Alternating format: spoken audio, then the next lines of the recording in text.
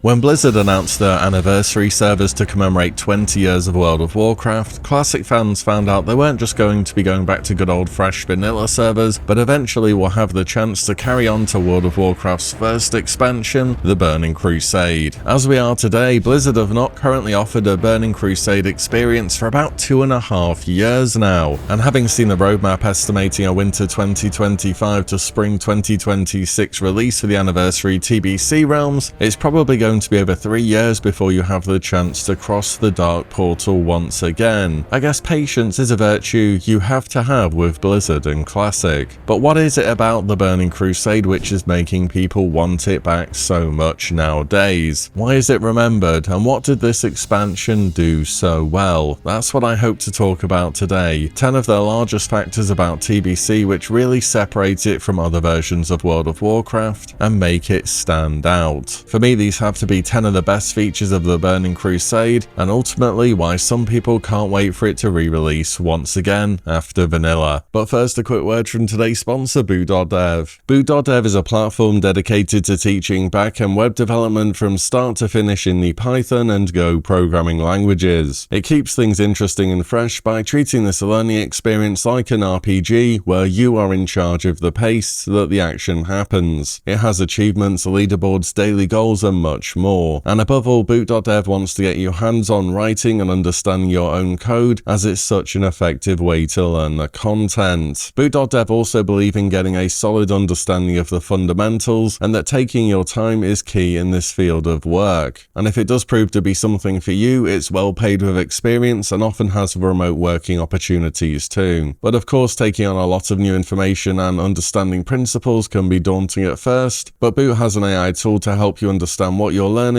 rather than just handing you the answers outright. On top of that, all the courses are free to view and watch in guest mode, and there is even a 30 days no questions asked refund policy, so it really is risk-free. If it sounds interesting to you then, why not give them a try? You can go to boot.dev and use my code WILLE to get 25% off your entire first year if you choose the annual plan. Many thanks to boot.dev for the sponsor today. Let's get on back to WoW. Let's start off with some of the smaller updates to the game, but ones which very much were important at the same time, and to me were welcome. A lot of the lower level gear was reworked in a way to make it make a bit more sense, I think is the best way to put it. Notably, certain quest rewards, whether they were from the open world or in dungeons, boss drops, and profession items had updates to give people a bit more choice. I mean, I love me a cloth item with some strength on it when it makes sense from an RPG perspective, but you can never really make any use of it practically within the game, and vanilla offered you quite a few items like this as well. Then you look at how these items were changed in TBC, and it becomes immediately clear what type of class or spec would want to use this. And above all the lower level item changes were most notable for casters. As I'm sure you'll know if you played a decent bit of vanilla content, there are very few sources of spell power gear at all until you start hitting the more endgame gearing. And while Spirit and Intellect are great for sustaining your damage, they don't make you do more damage, only your spell ranks really do that. So these updated items allowed you to power up a bit more during that leveling portion of the game, and that's why I think these lower level gear reworks were an important part of the Burning Crusade changes. In addition to gear upgrades, TBC made changes to the whole leveling section of Classic WoW too. So when it comes to expansions, you kind of have to speed up the old content a bit, because Blizzard over the years has decided to build the content of World of Warcraft up vertically, where new very much replaces old. On top of that, certain parts of the classic leveling journey could really slow down. Notably, 40 to 50 could have gaps in experience where you kind of just run out of things to do, and this is by today's standards with all our add-ons and perfected guides to help you through leveling. First up, the Burning Crusade reduced the amount of experience that was needed as a whole to level between 10 and 60. They added a new quest hub in Dustswallow Marsh, and plenty of new quests throughout the vanilla journey as well. They also changed open world elite areas to make them much easier to solo, given the reduced number of players actively still working their way through this content. This worked for TBC as it balanced out the vanilla experience curve and got you into the expansion without it taking excessively long or you just running out of things to do. So I think overall the leveling changes were an important part of TBC. Next is a relatively fast one, but definitely something something which I know I'm a huge fan of in the Burning Crusade, and that is the tier set appearances and functionality. The Burning Crusade was the first time that Blizzard made tier sets actually have choices for each of the different specs within the game, and I think this is way better than just creating a tier set which is useless for several of your class's identities. Just think back to how in vanilla every tier set for hybrid classes is focused on healing. Okay, except tier 2.5, but Blizzard definitely had a plan when it came to raiding for these classes. It gives tier gear more usefulness, it makes them still wanted on re-clears. Oh, and it now drops as tokens too, instead of you downing a boss and it dropping your second druid tier piece for your singular druid who got their tier piece 5 weeks ago. But above all, I'm glad tier is so widely used in TBC because every class set in this game looks absolutely incredible. The art and design team created some of the best sets they've ever done in the Burning Crusade, and they really have stood the test of time. The only downside of tier is that the set bonuses are often still quite boring for the most part, and you have to go farm out Hyjal for tier 6, but apart from that, tier gear is a big win in the Burning Crusade. Next is something which I know is going to be a little bit controversial, but hear me out, because it's attunements. Attunements were a huge part of the Burning Crusade. No other version of World of Warcraft has ever featured them so prominently, and at the launch of TBC there is so much to do than just blasting through all the attunes such as Kara or starting the Trial of the Naru was just so much fun to do. The problems with attunements kinda come later on because they end up being an annoying barrier to entry to get into content on your roles. And in Classic, people tend to play a lot more alts than they used to back in the day, and having to do the whole attunement process again and again does get old, to be fair, and this is where people begin to fall out with them. Of course, back in original TBC and in Classic, Blizzard did lift attunement restrictions as time went on and allow people just to get straight into the raiding content on their alts. I think there is space here to potentially just tie a big reward to attunements on alts, such as getting 100 emblems or something for completing a major step, so you can instantly buy a few bits of catch-up gear, as at the end of the day, attunements do keep a wide variety of content active. Either way, I think for what they were the first time around, attunements were a good part of TBC, despite their problems. The profession updates that took place in TBC were also pretty good in my opinion. So as I'm sure you know in vanilla, it's kind of just the engineering show. Engineering is king and you want it on basically every character, whether it's for PvP or PvE. It gives you amazing trinkets, unique items, nades, target dummies, charges to blow up doors, teleporters, and so much more. It is just such a stacked profession. TBC opened up a bit more choice. There's definitely still a best pick depending on your class and spec, that's just kind of how these games work, but you had more choice and I think that was a good thing. Whether it was tailoring for the Shadowfrost or Spellfire gear early on, enchanting for those ring enchants, blacksmithing to craft and upgrade your Lionheart Blade or Storm Herald, or the brand new profession, jewel crafting. There were a lot of new bonuses and a lot of interesting things to make. I mean, engineering still was a good choice and it always has been, but TBC brought other professions up a notch to compete with engineering, and I think that's where they did well here. Another one of the Burning Crusade's biggest additions to the World of Warcraft universe was the Arena, a brand new PvP mode where players of predetermined classes, team size and gear would be pitted against one another to earn the best PvP gear and increase their rating. Whether it was through 5s, 3s or 2s, Burning Crusade was where Arena all began. In fact, in TBC, 5s was actually active for once because people wanted to cap their points for the week so that they could work towards some of the rewards, which were also very good for PvE. It must be the expansion where the 5s bracket was the most played because of this, which I suppose is better than nothing if you do want this queue to pop. Arena was a more directly competitive form of PvP too, rather than unbalanced open world PvP or disorganized battleground pickup groups. It gave the top PvPers in the game something real to push towards. Also back in original TBC, PvP was just a much bigger part of World of Warcraft too, so at the time this change was super well received and made so many legendary players come up over the years. Either way, Arena revolutionized what PvP is in World of Warcraft, so I think it's definitely worthy of a mention here. Next up are orange items. You can't have an expansion be an expansion without legendary loot, and in the Burning Crusade there were 3 drops that people sought after. The main and offhand Warglaive of Azinov from Illidan Stormrage in the Black Temple, and Thoridal the Star's Fury are both from Kil'jaeden in the Sunwell. Now, Thoradal is super cool in its own right. In fact, it doesn't even require ammo and was the first bow to work like this till ammo was later outright removed. It also has a unique animation when fired, as well as having a great appearance overall. However, when people think of legendaries in TBC, they're thinking of the Warglaives. A weapon appearance which was just unlike anything we'd seen so far in the game. A huge on-hit effect against demons, which you aren't short of fighting in TBC, and every single warrior and rogue in the land wanted a pair of them. Did you know that back in original TBC that there was an interaction with Atlas Salute where you could zone into the Black Temple, try to retrieve information on the glaives, and if they showed on Illidan's loot table, they were guaranteed to drop. Or at least that's what people say. And no, this didn't work in TBC Classic, and yes, I'm sure that people tried it. I mean, people reset AQ40 to get easier post-twins trash. If you could have searched up glaives like this, every single rogue and warrior would have had a pair. Another big benefit of glaives is that they dropped before the last raid. Stuff like Fangs of the Father from Dragon Soul or Shadowmourne from ICC are cool, but you get to use them for one raid, and by the time you actually have finished the item, you're probably decently progressed through the raid as well. Glaives are an item that you can get early on into the Black Temple, and then have them for potentially some tier 6 progression. Zulaman, I mean, sure, why not? And of course, the Sunwell. That's a lot of legendary value. Of course, the only moderately small downside is that you need both glaives to drop, and between the demand and the rarity, they are really difficult to get hold of. But for a lucky few, getting the Warglaives of Azzinoth will absolutely make TBC the expansion to remember. On to the top 3 now, and into some of the big final features of TBC. At third spot for me is simply the characters that were involved in this expansion. The huge lore names that World of Warcraft players had come to know, whether it was from the RTS games, comics, books, or anything else. We had Illidan Stormrage, Lady Vash, Kael'thas Sunstrider, 2 Magtheridon, Kil'jaeden, Terran Gorefiend, and so many more. TBC dealt with tons of huge character names in the World of Warcraft, and it was just another thing that made it memorable.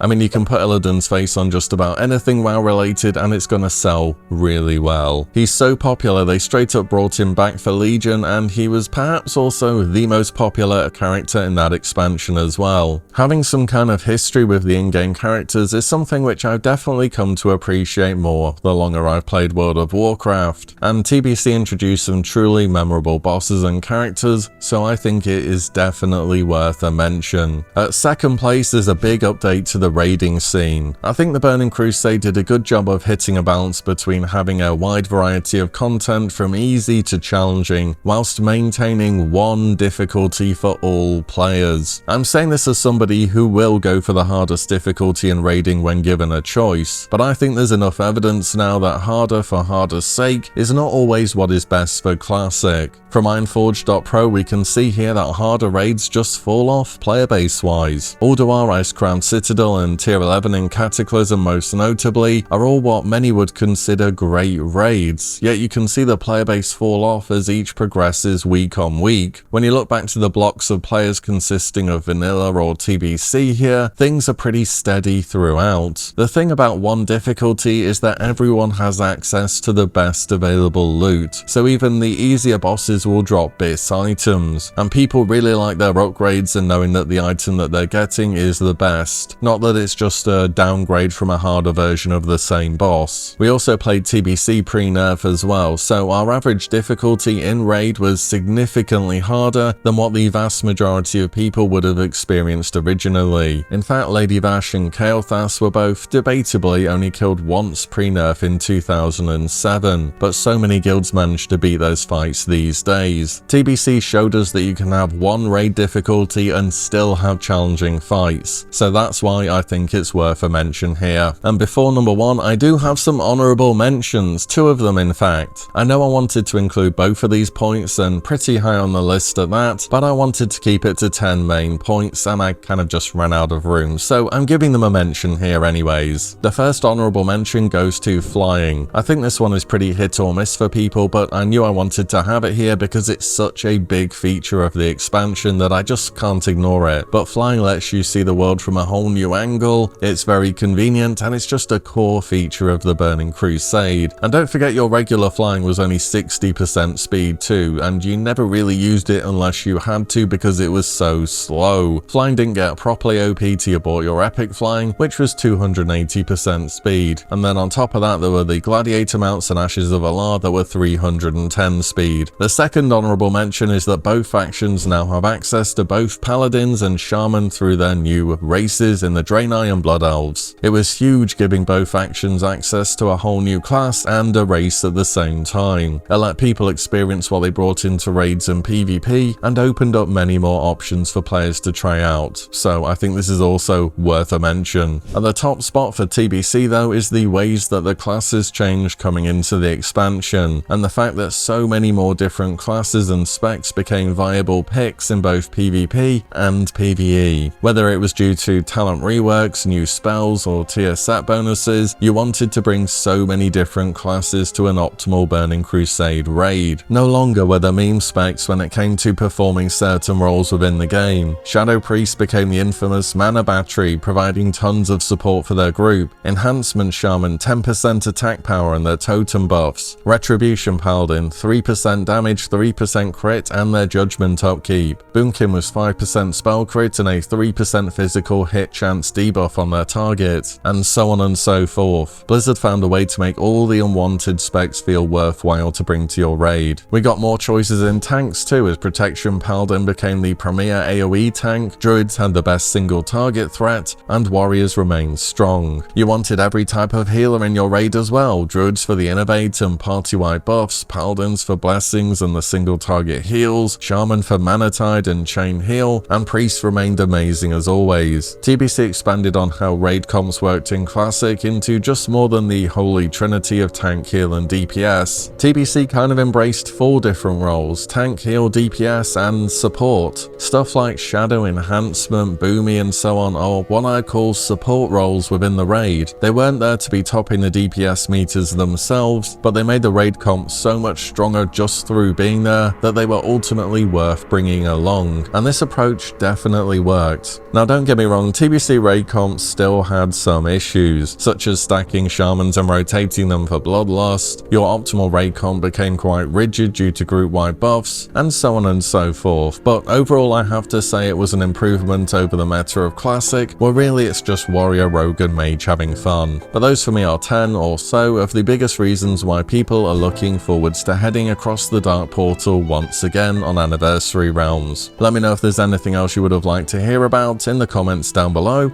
and as always, thank you all so much for watching and listening in, and I'll see you all in the next one very soon.